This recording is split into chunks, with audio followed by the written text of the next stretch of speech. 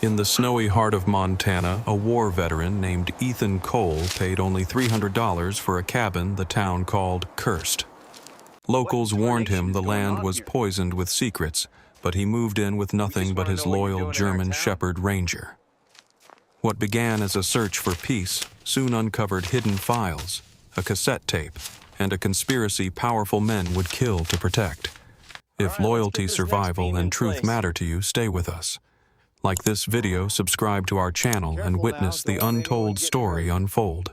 The courthouse annex smelled of wet wool and old varnish, the kind of scent that clings to a building after too many winters and not enough new paint. Ethan Cole stood near the back beneath a humming fluorescent tube that flickered every few seconds, as if undecided about holding the light. He was in his mid-40s and carried himself the way years in uniform teach a man to stand spine-straight shoulders. Quiet attention balanced between doorways and faces. He wore a serviceable flannel over a gray t-shirt, jeans with a crease of road dust, and boots that had found their share of muddy shoulders. At his feet, a German Shepherd lay with his chin on his paws, the dog's ears lifting and settling like small radar dishes each time someone shifted in the bench rows. Ranger had the calm of a seasoned partner, the kind that knows when to watch and when to breathe. The auctioneer, a tidy man with a red tie and a voice that droned like an idling engine, rattled through seized property with the rhythm of a man who has done this too long. A four-wheeler with a dented fender, a lot of restaurant chairs, a short sale on a parcel by a county road. Bidders punctuated his chant with quick nods and raised paddles the way regulars do in garages and fairgrounds and old halls all over the country. Ethan didn't lift his hand once. He listened and waited, eyes resting on the rain silvering the high windows and the way the drops slanted in the wind. Ranger's tail thumped softly when a woman in a peacoat reached to scratch his head, and then fell still as the auctioneer turned a page. Next tax parcel, 11C, commonly known as the Miller Creek Cabin. The auctioneer said, the microphone catching a small pop on the consonants. A hush seemed to step into the room. It wasn't theatrical. It was the gentle collapsing of small conversations, the lids of styrofoam cups settling, the boots scuffing less. People looked down and then toward the back where Ethan stood. If you asked them later why they looked, no one could say. But eyes find the new face when the old story returns. "We'll open the bidding at $300, the auctioneer said, already bracing for embarrassment. Ethan raised his hand halfway, palm forward like a signal on a range, nothing showy. 300, the auctioneer repeated, squinting past his glasses. I have 300 from the gentleman in the back. Do I hear 325? A farmer in a chore coat shifted but didn't speak. Two men in canvas ball caps found the floor with remarkable interest. A woman with a file folder pursed her lips as if a thought had gone bitter. The auctioneer cleared his throat. 300 then. Going once. Ethan felt Ranger's shoulder press into his boot, the dog's quiet checking in. He slid a thumb over the flat bone behind Ranger's ear. The check-in was answered, the habit of men who have been alone together in trucks and tents and small rooms, far from help. Going twice, the auctioneer said faster now, like a man finishing a chore in the rain. Ethan glanced at the clock, its second hand ticking with the same conviction as the fluorescent hum. Sold $300 to the gentleman in the back. The gavel tapped wood with a sound that was more final than it needed to be. The air didn't unfreeze so much as find a new temperature. A few people muttered, but not the way they mutter about a bargain. It was closer to the sound folks make when a neighbor drives a tractor toward a ditch you can't see from the road. Ethan nodded to no one in particular, gathered Ranger's leash over two fingers, and threaded toward the front. He tried to stay out of people's eyes. A man can be polite and still prefer to keep his thoughts to himself. Ranger moved steady beside him. The dog's gait paced to Ethan's, a partnership learned over miles. The paperwork table sat under a bulletin board, layered with flyers for pancake breakfasts and a missing tabby cat. A placard read, County Property Disposition Cashier. Behind it, a young woman pushed a stack of documents into a neat square with the side of her hand. She wore a navy cardigan, her name pinned at an angle, Rachel Green. Her hair was tied back in the kind of bun that's more practical than pretty, but even so, her face couldn't hide the quickness in her eyes. "Congratulations," she said, and the word sounded careful. "We'll need to see ID, and I'll walk you through the forms." "Ethan Cole," he said, sliding his license across. Rachel glanced at it typed, and then lifted a prepared packet. The top page was a deed prepared for transfer upon receipt of funds, the second an affidavit regarding tax delinquency and notice by publication. The third, a liability waiver printed in dense, unforgiving small type. Ethan had signed versions of 100 forms in his life and knew by weight which ones deserved a slower read. He stood just left of the table so Ranger could settle close without blocking the line. Rachel tapped the third page. "This is standard," she said, the word catching a little given the property's condition. Her pen hovered over a paragraph titled, "Assumption of Hazards, Structural, Environmental, and Occupancy." "I'd like a minute," Ethan said. He read. The language went further than mold and rotten stairs. It reached into unknown defects, historic site status disputes, and contested ingress-egress on roads not maintained by the county. It also contained a clause requiring him to hold the county harmless for any event or claim arising from prior occupancy or materials stored on site, whether known or not. "You said standard," he murmured. Rachel's mouth pressed, then softened into something closer to apology. "For properties in this category," she replied, choosing each word as if setting glass into a frame. "The cabin has been unattended for some time." "That all it is?" he asked. It wasn't a challenge. It was the line you send out into a current to feel what's beneath the shine. She looked toward the auction room, toward the red tie, toward people who did not look back. "You're free to have an attorney review it," she offered, and her tone made it clear attorneys don't come quick or cheap for $300 wins. "Is the road in?" he asked. "Plowed County doesn't service that spur," she said. "A rancher took a blade through last month, but with this rain moving toward snow, it'll drift." Ethan nodded and read the paragraph again. Ranger breathed a slow sigh, the kind that says a dog knows his person is thinking. He initialed each page slow and neat, the way you initial when you intend to live with what follows. "Cash or cashier's check?" Rachel asked, professional again. "Cash," he said, and counted out 300s and a 20 for the recording fee. He had learned long ago that small offices remember men who pay in exact change. It makes you easy to recall and hard to dislike. As she stamped receipts, a tall man in a weathered Carhartt leaned on the end of the counter far enough to be noticed, but not rude. "That old place out on Miller Creek," the man said conversationally, not looking at Ethan, not looking away. "Roof went bad. Cold sinks through your boots out there." Ethan smiled in the way you do when accepting a forecast rather than advice. "I've been cold before," he said. The man nodded, satisfied by something in that answer, and moved off. Rachel slid the packet into a stiff brown envelope and tucked a county map inside. "Trail's here," she said, tracing a finger. "There's a cattle guard. If it's washed out, you'll need to swing wide on the meadow. There's a well on record, but no recent test." Her voice lowered, not conspiratorial, just kind. "Mr. Cole, make sure you have heat and water before the temperature drops. Tonight's supposed to turn. Don't rely on luck out there." "I won't," he said. He meant it. He folded the map, thanked her, and stepped aside to give space to the next bidder, a man arguing about the definition of as is and the fairness of listing a boat with a cracked transom. On their way to the door, Ethan caught an older woman's gaze and offered a small nod. She lifted her chin back in the polite language of strangers who have shared a room for an hour and will never see each other again.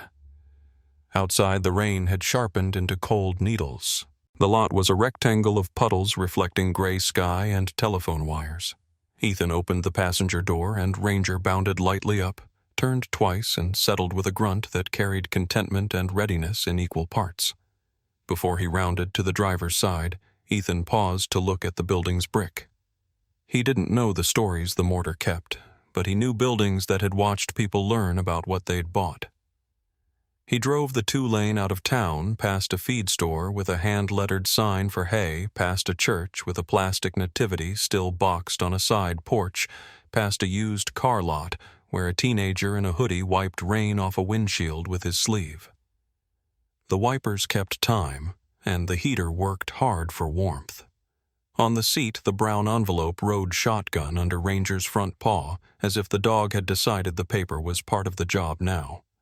Ethan kept his speed modest and his eyes soft in the mirrors. He wasn't suspicious.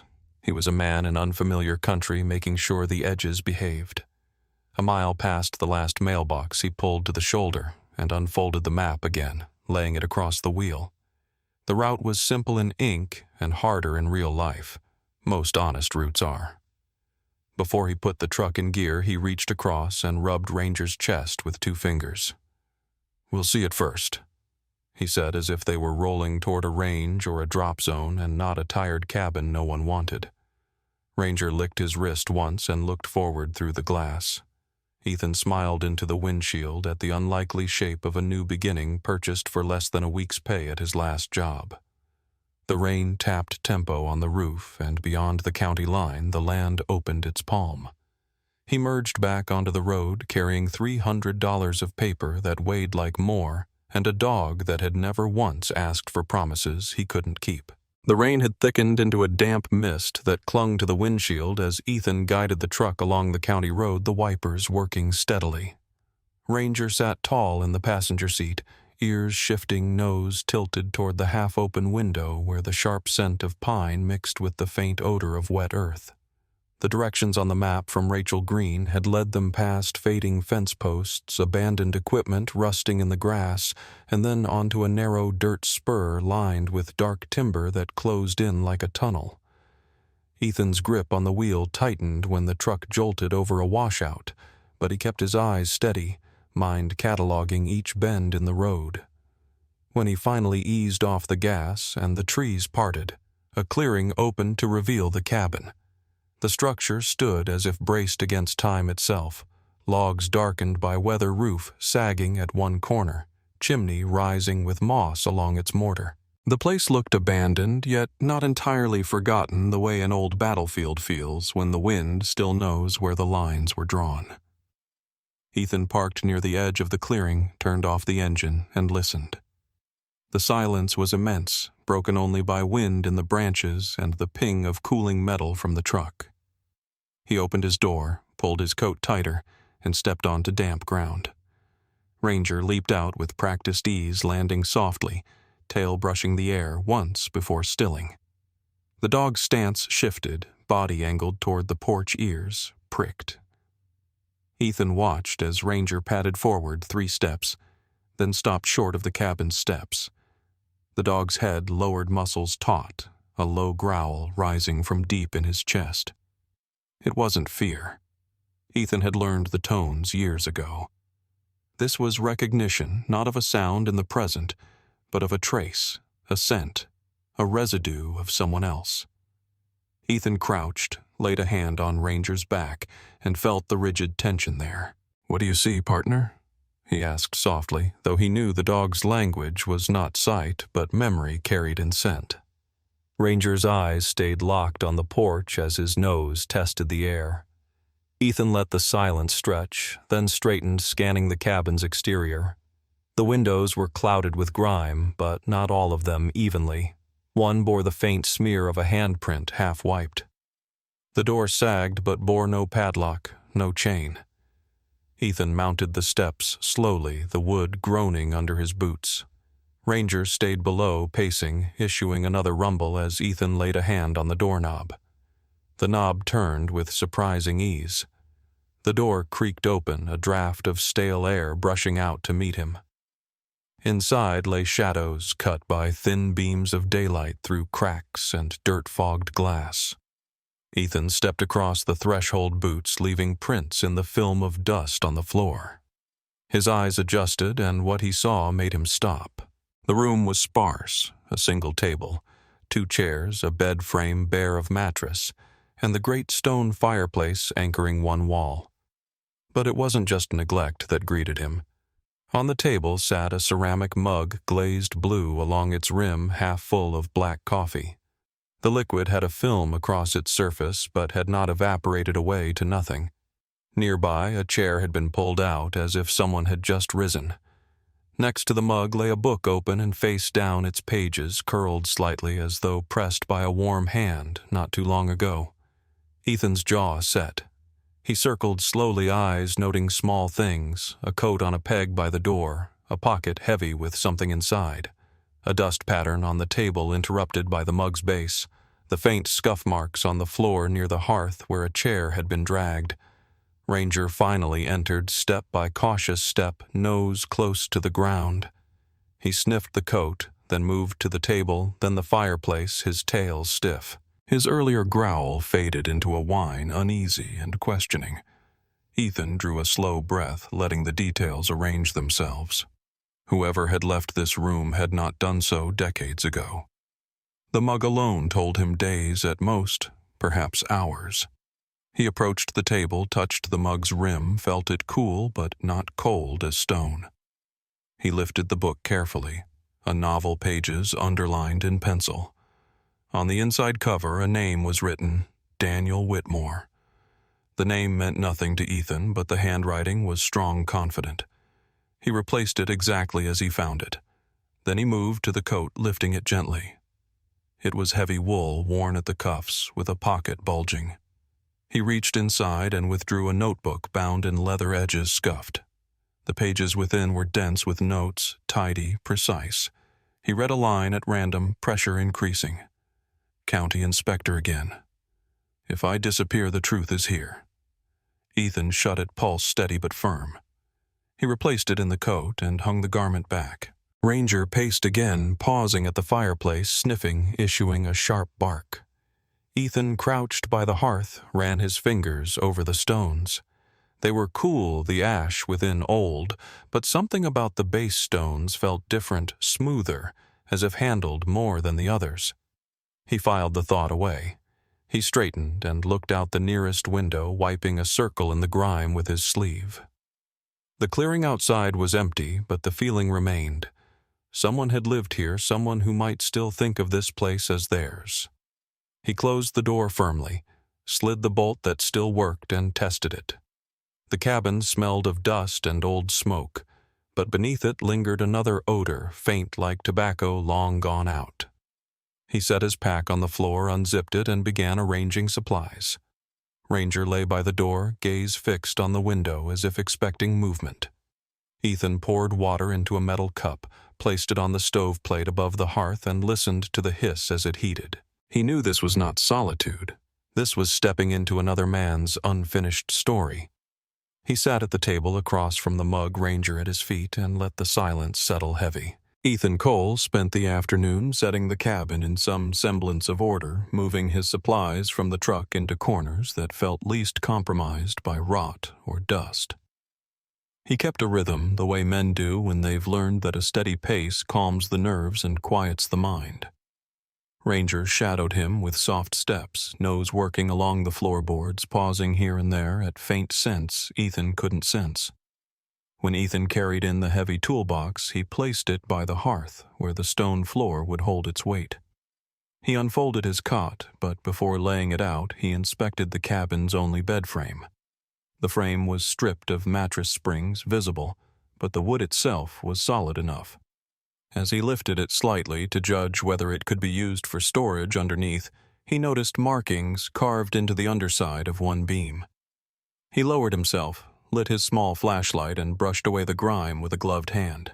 The numbers emerged in a neat series, not random scratches, but deliberate digits. Ethan froze for a moment, recognition sparking deep in his memory. They were grid coordinates, not casual, not a local's way of marking dimensions. These were precise coordinates written in military format, the kind he had relied on overseas when a misplaced number could mean the difference between safety and disaster. He whispered them to himself, each digit ringing with familiarity. Ranger nudged his arm, sensing the shift in his mood. Ethan copied the numbers into a small pocket notebook he carried everywhere. He did not say the words out loud, but in his chest there was a tightening. Someone with training had been here. Someone who thought in the same language he once used. He replaced the frame carefully, not wanting to disturb further evidence of intent, then returned to arranging his bedding on the cot by the wall. The daylight outside slipped steadily toward evening. The woods around the clearing seemed to lean closer as the sky dimmed to bruised gray. Ethan gathered kindling, coaxed a fire in the hearth, and watched the flames catch slowly, their light pushing shadows back into the corners. The heat spread unevenly, but enough to cut the damp chill. He set a pan on the flames, warming beans from a can, the scent filling the cabin with a homely tang. Ranger lay stretched on the floor, eyes half-lidded, but Ethan knew the dog was not asleep. His ears twitched with every change in the wind.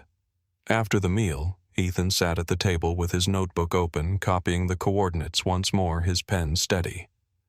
He drew a rough outline of the area as he knew it, marking the cabin. The road, the stream Rachel had mentioned. He considered whether the coordinates aligned with anywhere nearby. His hand hovered when he realized the numbers pointed not far from his current location, perhaps within walking distance through the timber. He closed the book. It was too late and too unwise to explore by night. The answer would wait. He banked the fire, checked his rifle, and laid it within reach beside the cot. As the night settled deeper, the sounds of the forest took on a rhythm wind, pressing through the pine needles, the creak of branches, the occasional hoot of an owl far off. Ethan rested against the cot frame, listening, letting the quiet speak. Ranger rose suddenly and padded to the door. His body stiffened, nose angled at the crack of the doorframe, ears sharp. Ethan followed his gaze, the hair on his arms prickling.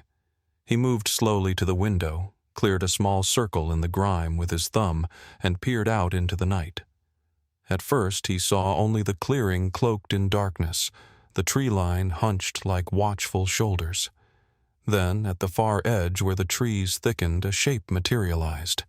Headlights, faint but steady, low to the ground. An engine hummed, barely audible over the wind. A truck sat idling its lights, partially hidden, no movement around it. Ethan narrowed his eyes. There were no plates visible, no county markings. Just a shadow of a vehicle that did not belong. He watched for long minutes, body still. Ranger tense at his leg. The truck remained its presence, deliberate. Its silence calculated.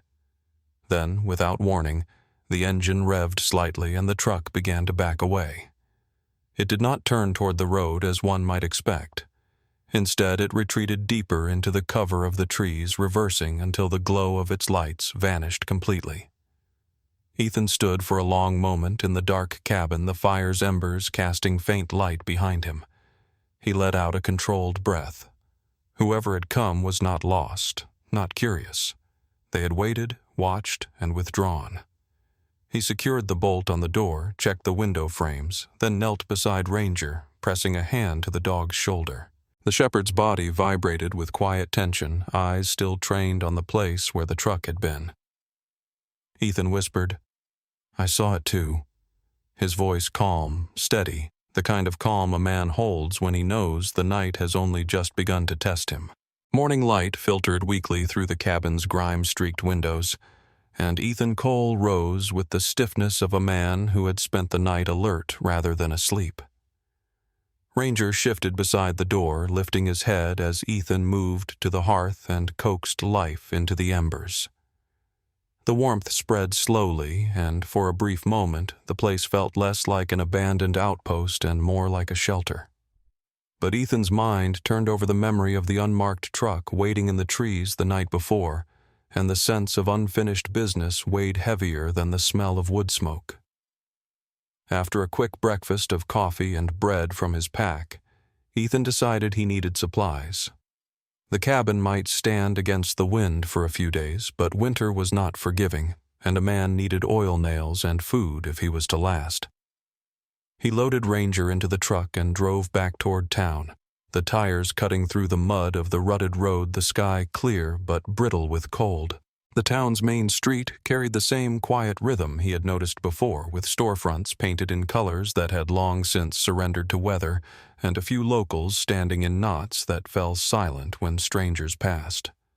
Ethan pulled up in front of a general store with a faded sign, Abernathy's. The bell over the door chimed with a metallic ring when he entered.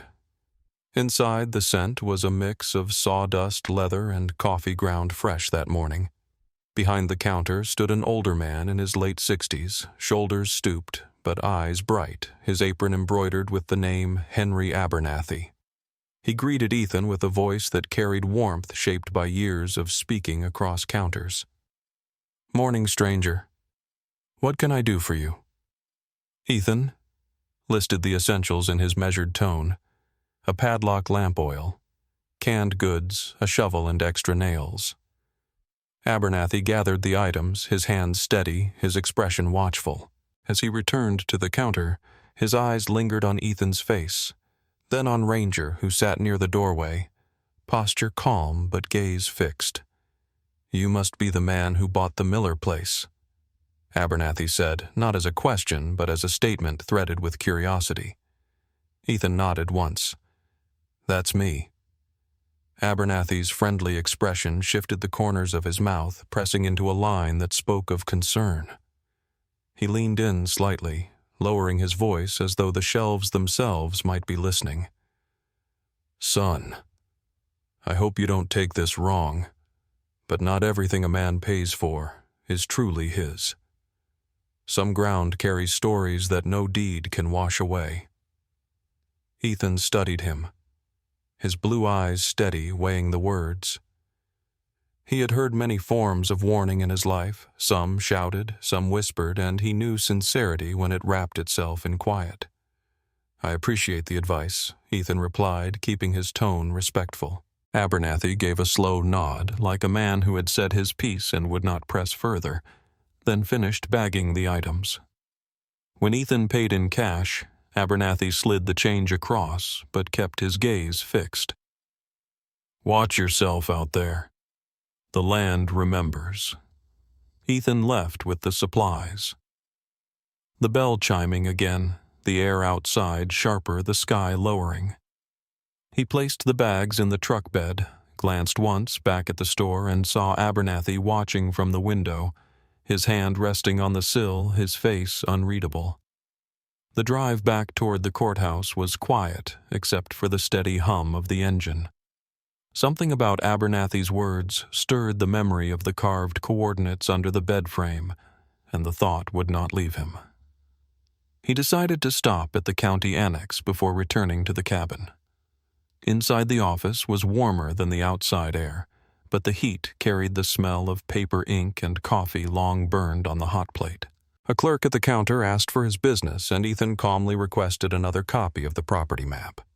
She hesitated, looked at his receipt, and retrieved a file. She spread the county's record on the counter, and Ethan placed his copy beside it. The difference struck him immediately. The parcel outlined in the county record was smaller by several acres, a line drawn differently along the southern edge where a creek cut through the trees. Ethan pointed at the discrepancy with a firm finger. "This doesn't match the deed I was given." The clerk shifted uncomfortably, then murmured, "The records have been updated over the years. Boundaries get adjusted when surveys change." Ethan's voice stayed calm, his words measured. "Updated or changed? Because what I was sold is not what you have on file." The clerk avoided his eyes, shuffled papers, and repeated, "That's how it's listed in the official record." Ethan folded both maps, carefully slid them into his envelope, and thanked her with the kind of politeness that can hold weight.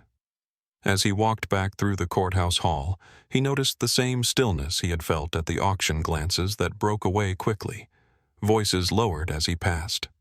He stepped outside into the pale sun. Ranger waiting patiently in the truck, and knew that whatever had been tangled in this land for 15 years was not simply neglect or bad luck.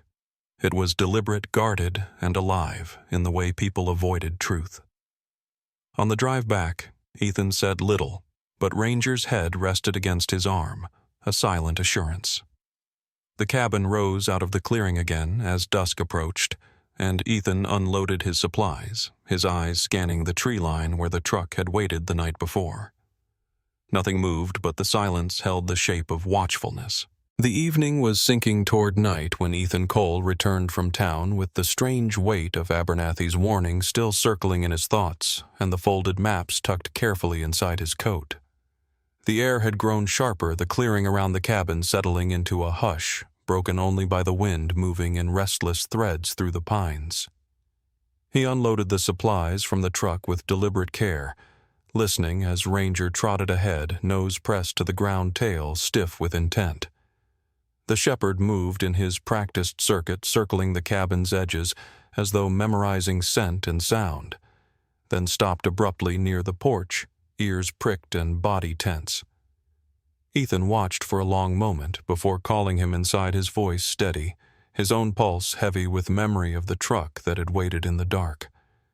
Inside, the fire was coaxed alive once more, its light washing the log walls with a wavering glow. Ethan unpacked the canned goods, the oil and the new padlock, arranging them with soldierly neatness along the shelf he had cleared earlier. Ranger paced the room restlessly, nose low, claws clicking against the boards. His path brought him again and again toward the wide stone hearth that anchored the cabin, his agitation more pointed each time. Finally, the dog halted at the base of the fireplace posture, rigid paw lifting to scratch lightly at a specific rectangular stone near the corner. The sound was sharp and deliberate, not the idle scratching of a restless animal, but the focused gesture of a partner marking a discovery. Ethan set down the can he held and walked over, crouching beside him.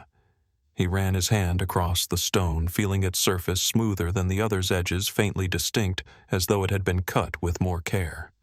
"Show me," Ethan murmured, his eyes narrowing. Ranger pressed his nose against the seam, whining low tail rigid. Ethan felt his breath steady, the rhythm of his chest slowing as it always had before moving into something unknown. He retrieved the flashlight from his coat pocket, knelt again and studied the mortar around the stone. It was darker, less crumbled, different from the sandy mixture in the rest of the hearth. He tapped gently with the butt of his knife, and the sound rang hollow, not like the solid resistance of the other stones. He slipped the blade into the seam, pried gently, and felt it give slightly under the pressure. The stone shifted, resisting but not immovable. Ranger barked once, sharp and urgent, then fell silent, ears forward. Ethan set the knife aside and fetched the crowbar from the toolbox. He worked the metal into the gap levering with measured strength until the stone lifted enough for his fingers to grip. With a heavy scrape, it slid out, thudding onto the floorboards. Behind it yawned a cavity about the size of a footlocker lined with old boards that smelled of damp earth and time sealed away.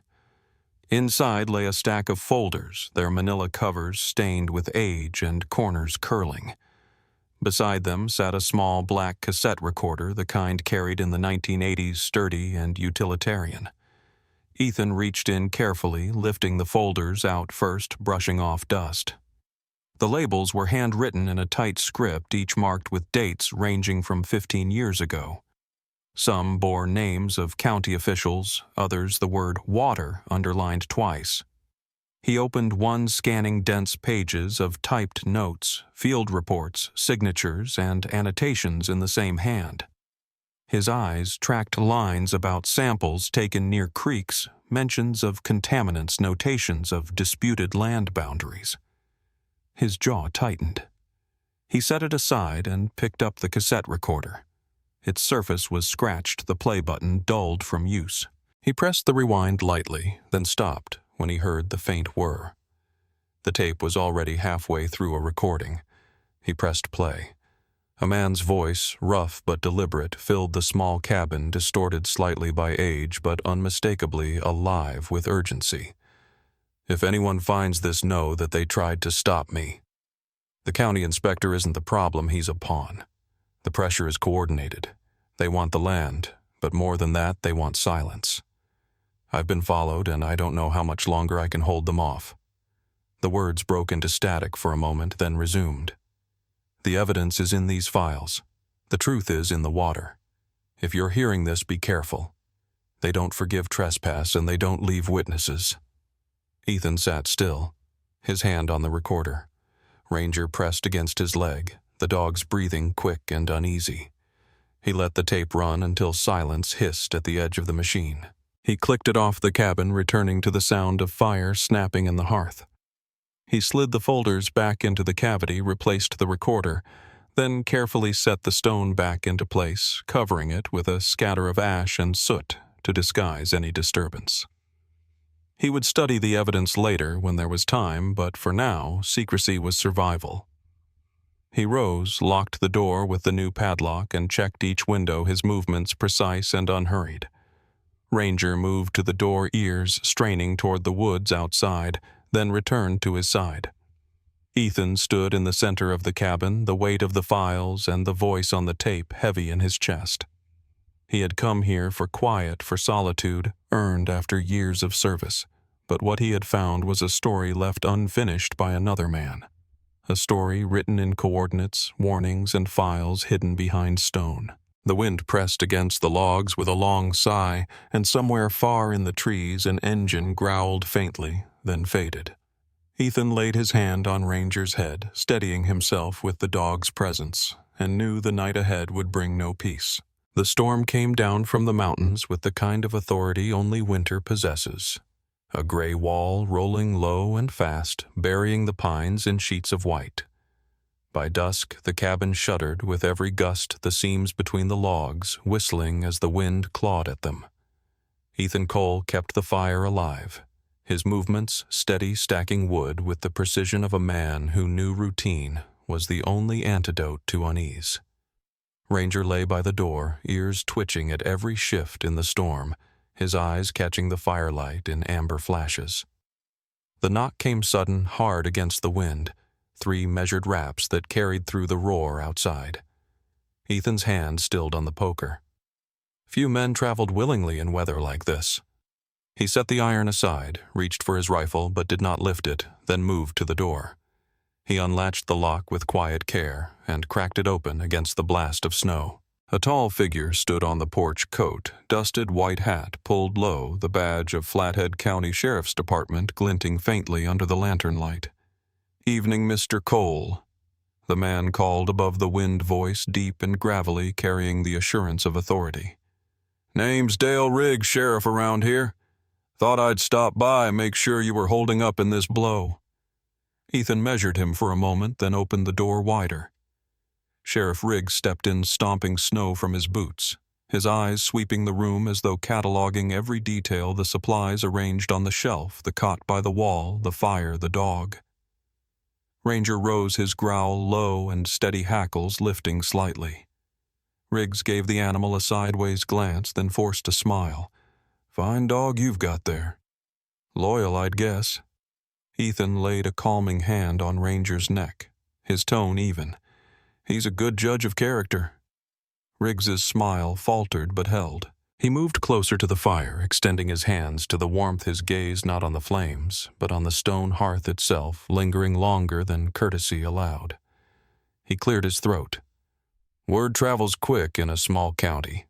Folks know you bought this place. Some say you got yourself a deal, others say you bought yourself trouble. 15 years nobody wanted it, then you come along." Ethan leaned against the wall, arms crossed, his blue eyes steady. "I bought land, Sheriff. That's all." Riggs's head tilted slightly, his tone light but probing. "Funny thing about land. Sometimes it comes with strings. Sometimes it comes with stories. You find anything unusual out here? Strange, noises, old papers, things that don't quite belong." Ethan let a pause settle, then replied without shifting his stance. "Only dust and drafts. Just what I paid for." The silence that followed was heavier than the storm outside. Riggs studied him, then chuckled softly, though the sound carried no humor. "Well, I'll leave you to it. Just wanted to be neighborly, make sure you knew folks keep an eye on each other in weather like this." He adjusted his coat, gave Ranger one last look, and stepped back out into the snow. Ethan closed the door firmly, sliding the bolt across his jaw tight. He stood a long while listening to the engine start fade and vanish into the storm. Later that night, after the fire had burned down to embers, Ethan pulled on his coat and stepped into the cold. The wind cut at him, the snow piling already knee-deep. He moved toward the truck, his boots sinking into the drift, his flashlight beam cutting narrow tunnels of light through the white. He circled the vehicle, brushing snow from the fenders, checking each tire. The first three looked fine, their tread biting deep into the snowpack. But at the rear driver's side, the beam caught something deliberate, a clean vertical cut in the rubber deep enough to release air, but shallow enough to go unnoticed at a glance. He crouched, ran a gloved hand over the slit, felt the slow hiss of escaping pressure. This was no accident, no nail picked up on a county road. It was the careful work of a sharp blade meant to bleed the tire slowly to leave him stranded once the snow closed the road. Ethan rose, snow stinging his face, breath steady. He looked toward the tree line, the storm veiling it, but he knew eyes had been here, hands had touched his truck while he sat by the fire. He stood still in the howl of the wind, the truth settling heavier than the snow itself. The sheriff's visit was not courtesy. It was reconnaissance, and the cut tire was not vandalism. It was a message.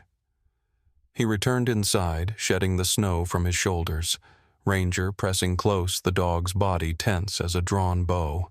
Ethan stirred the fire back to life, the crackle of flame filling the silence, and sat at the table with the maps spread before him. His gaze moved from the county's altered boundaries to the coordinates carved under the bed frame, then to the recorder hidden once more behind stone.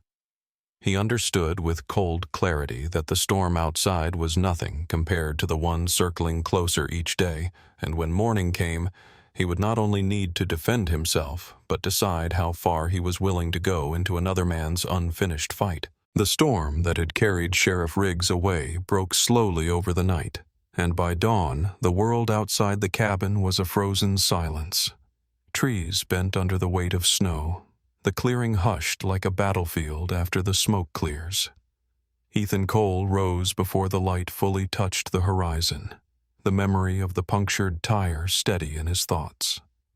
He poured black coffee into his tin cup, the bitter heat grounding him while Ranger ate quietly from his bowl. When the dog finished, he stood by the door, ears pricked, eyes locked on the tree line as though waiting for something unseen to reveal itself. Ethan trusted the dog's senses, so he pulled on his coat, slung the rifle across his shoulder, and stepped outside. The cold bit through wool and flannel as he trudged across the clearing, scanning the dark wall of pines that enclosed the cabin. The silence of snow was deceptive. It muffled footfalls, softened movements, but Ethan had learned long ago that silence often meant eyes watching. He returned inside, fetched the old binoculars from his pack, and took position by the window. Ranger stood beside him, body taut, breath steady. Ethan raised the glasses slowly, letting the lenses sweep across the trees in a patient arc. At first he saw only snow-laden branches, icicles hanging heavy shadows shifting with the breeze. Then, as he adjusted his focus, a pinprick glint caught his eye. It was faint but unmistakable, the quick reflection of glass catching a sliver of pale sun. Ethan froze, keeping his breathing even. The reflection held for a second too long, then disappeared, as if the source had shifted deliberately behind cover. It was the telltale shimmer of a lens. Someone was out there watching from the safety of the tree line. Ethan lowered the binoculars slowly, his mind disciplined, never rushing conclusions. He had known surveillance before the long patience of men behind scopes, the stillness of observation. This was no hunter and no drifter. Whoever they were deliberate. Ranger gave a low growl, ears pinned, body angled toward the spot where the glint had been.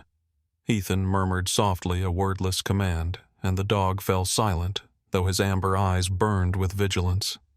The rest of the day passed in wary rhythm. Ethan cut wood, checked his supplies, kept the fire strong, but every task was performed with his gaze flicking toward the woods.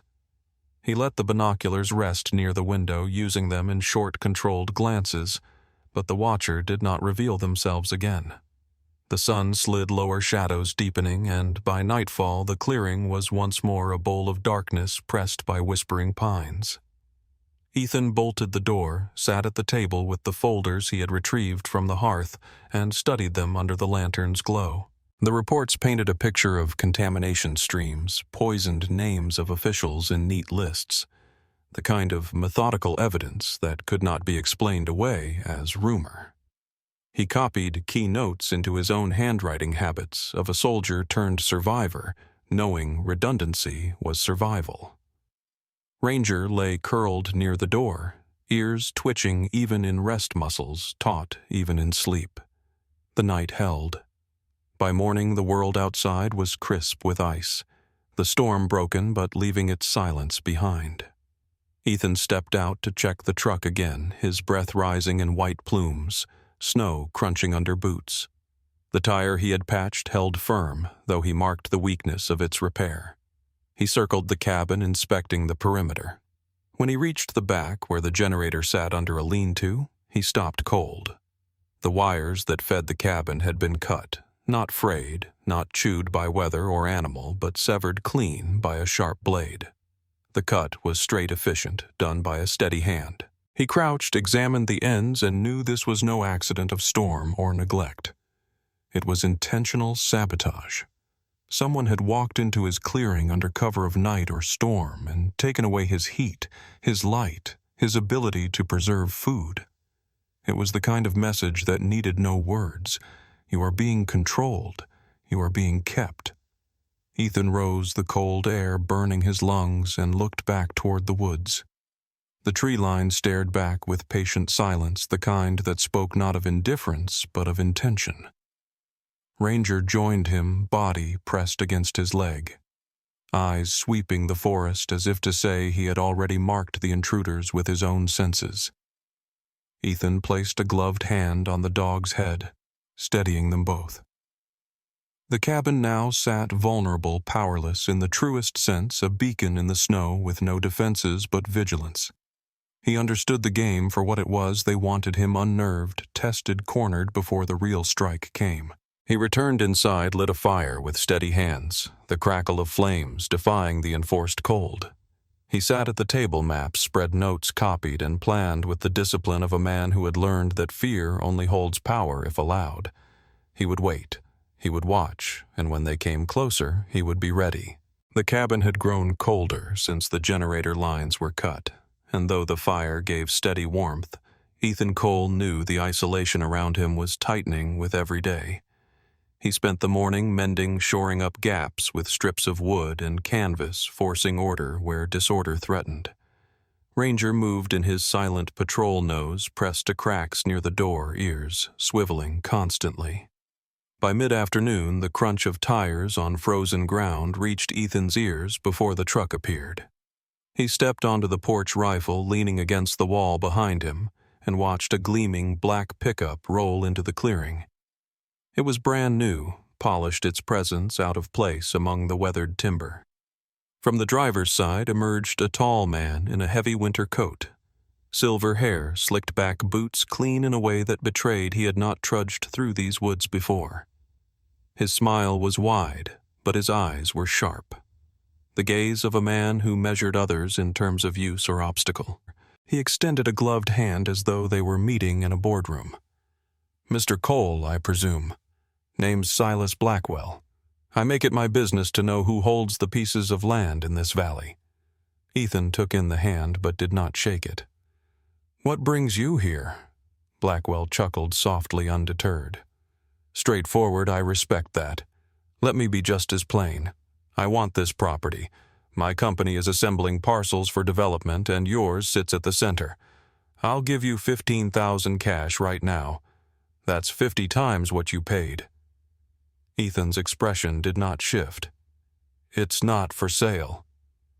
Blackwell's smile tightened, his eyes narrowing a fraction. I admire loyalty, Mr. Cole. But let me give you another piece of advice. There are investments in this world a man doesn't walk away from, not without cost. You have a fine dog, a strong will, but out here, isolation has a way of teaching lessons quickly. His tone carried no heat, only the cold precision of certainty. Ethan's reply was quiet, firm. I'm not leaving. For a long moment they stood, the fire crackling faintly inside, the wind combing through the pines. Then Blackwell gave a final smile, this one colder. Then we'll be seeing more of each other. He turned, climbed into his truck, and drove away, the vehicle's polished bulk vanishing down the snow-packed road. Ethan remained on the porch, Ranger pressed against his leg, the echo of the words hanging heavy. He knew then the eyes in the forest and the cut wires were threads woven into the same hand. Darkness came early, the fire casting tall shadows against the log walls. Ethan double-bolted the door, checked his rifle, and set the crowbar near the hearthstone that concealed the hidden cache. He moved through the cabin with quiet discipline, placing lamps so shadows could not conceal movement, his every motion echoing the habits of years in uniform. Ranger lay at the door, muscles taut, ears pricked toward every groan of the winter woods. Midnight pressed deep when the first sound came. It was subtle, the faint metallic click of tension on metal, the whisper of tools on a lock. Ranger's body stiffened. Hackles raised a low growl, rumbling. Ethan froze, his rifle already in hand, his breath steady. The lock turned once, twice, then the handle shifted. The door creaked inward, a sliver. Ranger exploded forward, a blur of silver-gray muscle and teeth slamming into the door with a bark that shook the logs. A sharp gasp sounded from outside, muffled by wool, followed by the rapid shuffle of boots on snow. Ethan threw the bolt back across the door, pressed his weight to it, hearing footsteps retreat into the night. He flung the window shutter open and caught a glimpse, a figure in dark clothing, face-masked, vanishing toward the tree line with hurried steps. The snow carried him away into silence. Ethan closed the shutter, heart steady, then turned to Ranger, kneeling to press a firm hand against the dog's shoulder. "Good boy," he said, voice low but filled with gratitude. The shepherd's breathing was fast, body vibrating with adrenaline, but his amber eyes were calm, fixed on the door as if still willing the intruder gone. Ethan checked the door again, tested the lock, and added a length of chain across it. He sat at the table with the lantern low, the folders spread before him once more. The night was not yet finished, and he knew the game had changed. A bribe had failed, a warning had been given, and now force had been tested. The pattern was clear. What came next would not be subtle. The night after the attempted break-in, the storm returned in force, rolling down from the high ridges like a living thing. Snow swirled in thick curtains, clinging to the logs, burying the clearing and drowning out most sound beyond a few yards. Ethan Cole sat by the fire with his rifle propped close and the folders stacked neatly within reach, his mind locked in the rhythm of waiting. Ranger lay curled near the door, ears twitching, every muscle alert, though his eyes seemed closed. Midnight pressed hard, the storm's roar masking the quiet approach outside. Then through the hiss of wind came another sound so faint it might have gone unnoticed if Ethan had not learned to filter chaos for patterns. A soft slosh liquid against wood. He rose in silence, motioning to Ranger, who lifted his head, nostrils flaring. Another slosh closer. Then the unmistakable smell of kerosene crept into the room, acrid and bitter. Ethan's body moved with the precision of memory.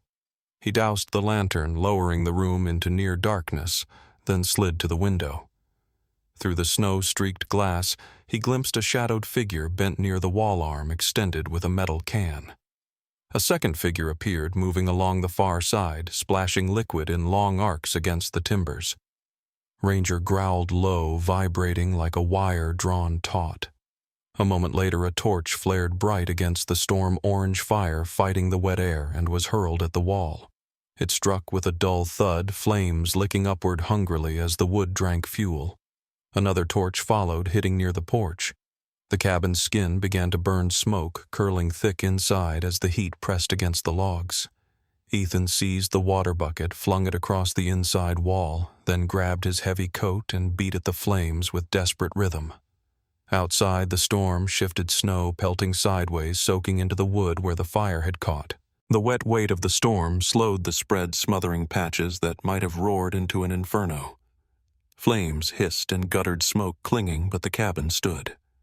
Outside, angry voices cursed low, then faded into the storm as the intruders realized the night itself had betrayed them.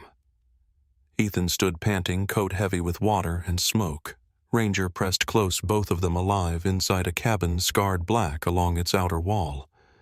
He knew now the escalation was no longer whispered threats or secret sabotage. It was open assault, even if hidden under the storm's cover. He did not sleep for the rest of the night, keeping the rifle near every board creak, measured every gust, examined for the sound of footsteps. By dawn, the fire outside was reduced to char and steam. The cabin's walls darkened, but intact, the snow piled against the base as though shielding it. Ethan shoveled water and ash away, reinforcing weak planks with what lumber he had. He worked in silence, the kind of silence that focuses resolve rather than erodes it. By midday, he decided he needed to know what the town believed. He drove slowly down the icy road into the county seat, his patched tire holding Ranger seated beside him. The courthouse annex was busy, despite the weathermen in heavy coats carrying papers, women with files moving briskly. Ethan entered head low, but soon felt the shift in the room. Conversations faltered. Eyes turned, whispers followed him like shadows. He approached the counter, asking for the clerk he had spoken with before. Instead of her, Sheriff Riggs appeared at his shoulder, smile wide but eyes cold. "Mr. Cole," he said loudly, drawing the attention of everyone in the room, "we've had some troubling reports about you. Neighbors say you've been brandishing firearms, threatening folks who come near your property. That's a serious concern in this county." Ethan stared at him, his voice measured. "That never happened." Riggs's smile widened, but his gaze never warmed. "Paperwork doesn't lie, son. I've filed my report. It'll stand until proven otherwise. Folks here trust their sheriff, and right now they see you as a man on edge, dangerous, maybe unstable after what you've been through. Best thing you can do is reconsider whether that cabin is really worth the trouble it's bringing you." Around them, townspeople murmured, nodding their trust in Riggs's authority plain in their eyes. Ethan felt the weight of their judgment without defense, the carefully spun lie already woven deep. He understood the tactic: discredit him publicly, cut off allies before they could form, make him the problem instead of the target. He left the annex with his jaw set. Ranger trotting at his side, the whispers following them out into the brittle cold. In the truck, he sat still for a long moment, breath fogging the glass eyes fixed on the distant hills. The enemy had revealed themselves not only in shadows but in daylight, using authority as a weapon sharper than any blade. The fight was no longer a matter of survival alone. It was a matter of truth, and he knew truth carried a weight heavy enough to crush those who feared it most. As he turned the key, the engine roared alive, and Ranger leaned against his arm, a steady presence in the growing storm of lies. The snow had not yet melted from the charred edges of the cabin when Ethan Cole sat at the rough wooden table, the folders spread before him once more, his breath fogging in the cold air. Ranger lay at his feet, head resting on his paws, amber eyes never leaving the door. The night had stretched long with silence, but Ethan did not trust silence anymore. He had prepared for this moment weeks ago when the first signs of trouble crept in. While rebuilding the hearthstone to conceal the original evidence, he had made copies of the files, the cassette tape, and Miller's notes, sealing them in a waterproof pouch. With the same quiet discipline he had learned in uniform, he had mailed that package to a man he trusted with his life. David Harper, a fellow ranger who had traded the battlefield for the newsroom, now a journalist in Denver known for uncovering corruption. Ethan had written a single line in his note. "If you don't hear from me in 2 weeks, take this public." That line had been enough. Harper knew the weight of silence and the cost of delay. When the sheriff spread his false report and the town whispered against him, Ethan knew the story would not end in the courthouse. It would end when a force greater than the county's grasp took notice. That morning, just before dawn, as frost still clung to the blackened porch, Ethan heard the low thrum of engines overhead. Not the muted hum of civilian craft, but the heavy chop of helicopters cutting through the mountain air. He stepped outside into the gray light. Ranger pressed close and watched as 2 dark figures descended from the sky rotors, beating snow into spirals. The first bore the markings of the Montana State Police, the second carried no insignia, but moved with precision federal. From the larger helicopter, men in tactical gear spilled into the clearing, their movements crisp, their voices sharp. Ethan raised his hands slowly, calm, showing no threat. One of them approached a tall man with a lined face and the calm of authority. "Mr. Cole," he said firmly, "David Harper sent us everything. We know what you've been holding." Ethan gave a short nod. "Then you also know who's behind it." The agent's eyes hardened. "We do, and we're here to put an end to it." The minutes that followed unfolded like the closing of a trap long set. Sheriff Riggs arrived, drawn by the noise, his SUV struggling up the snow-packed trail, face set in a mask of anger and disbelief. He stepped from the vehicle with his badge shining on his chest, mouth open to shout orders, but the agents closed around him, weapons steady, voices cutting through the air. "Sheriff Riggs, you are under arrest for conspiracy, obstruction of justice, and collusion with corporate interests in violation of federal law."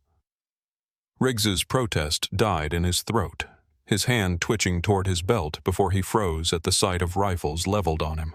The same townspeople who had trusted his word would soon learn the truth from his silence. Not long after, a second truck appeared, black and gleaming, its tires crunching the snow with arrogance. Silas Blackwell stepped out, his expensive coat pulled tight, face pale when he saw the scene before him. His words came smooth at first practiced. "This is a mistake. You don't know who you're dealing with." But the papers Harper had delivered, the lab reports and maps and Miller's cassette tape, were now in federal hands. Agents stepped forward, cuffs gleaming. Blackwell's voice cracked as he threatened, lawyers warned of consequences, but no one moved to listen. The weight of the evidence was heavier than his fortune. He was led away, shoulders squared, but face broken, the power he wielded crumbling in the snow. Ethan stood in the cold smoke from the cabin's blackened beams, still curling upward. One of the agents, the tall one, approached again, his tone softer. "You've done this country a service, Mr. Cole. Without you, this valley would have been poisoned for generations. Harper told us you wouldn't ask for thanks, but you deserve it." Ethan shook his head. "I just listened to my dog." Ranger pressed against his leg at the sound tail, wagging once, as if to confirm the truth. The helicopters lifted by mid-morning, taking with them the Sheriff Blackwell and the last fragments of the scheme that had haunted the land for years. The valley was quiet again, but not with the silence of fear. This was a quieter truth, the kind that follows storms.